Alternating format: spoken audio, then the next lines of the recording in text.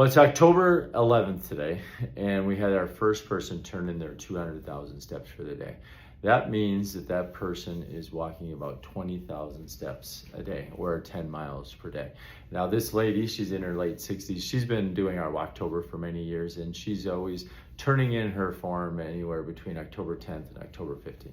I'm just a few days away, and I'll have my 200,000 steps in, and that means I'm averaging about 15,000 steps a day, which is about 7.5 miles per day.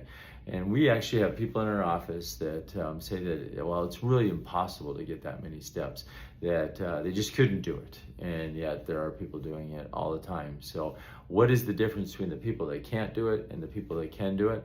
Well, I would say that just not taking those opportunities to walk when they could. And so one of the ways you could do it, so I'll give you a few different tips on how you can get those steps in. One would be park as far away from the front door as possible at any store you go to, or gym, or wherever you're going to, church. Just park as far away from the door as you possibly can. It's crazy how many steps you'll get by doing that. Okay, so that's one. Another would be take the stairs, not the elevator. And so taking the stairs is really good for the heart. Research shows that people that live to be 100 years old and are thriving, that the people that were living on the steepest incline actually lived the longest. And so taking stairs can be super helpful. How about taking a walking meeting instead of sitting there talking to someone that you work with? Take a walking meeting where you're going to walk together and talk. How about when you take a phone call? I remember when my kids were little, you give them the phone, and they wouldn't just go sit down. They would just pace around the whole house and talk to grandpa and grandma. And I think innately they just know that when you're moving your body, it's firing your brain, it's good for your body, and just makes you more energetic.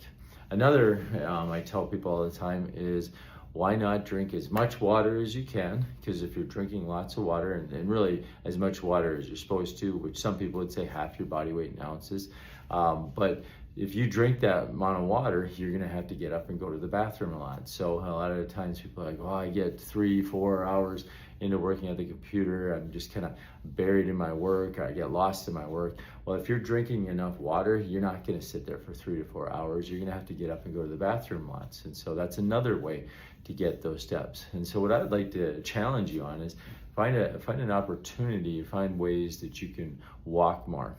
Even if you're, say, watching a show, instead of watching the show, why not listen to the show and go for a walk? I have dogs, and I think dogs kind of force you to have to walk.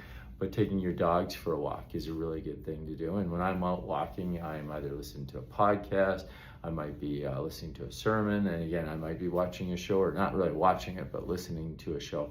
And so that's another way to get more steps in. So my challenge for you, our challenge for you during October, is to get 200,000 steps, or 2,000 minutes of exercise in this month of October. And it's absolutely doable, because like I said, people are getting it done in 10 days, 10 to 15 days, rather than taking the whole month to do so. So hopefully that's helpful. My name is Dr. Aaron Moreland. I'm with Vallejo Health and Wellness Center in Eden Prairie. Have a great day. God bless.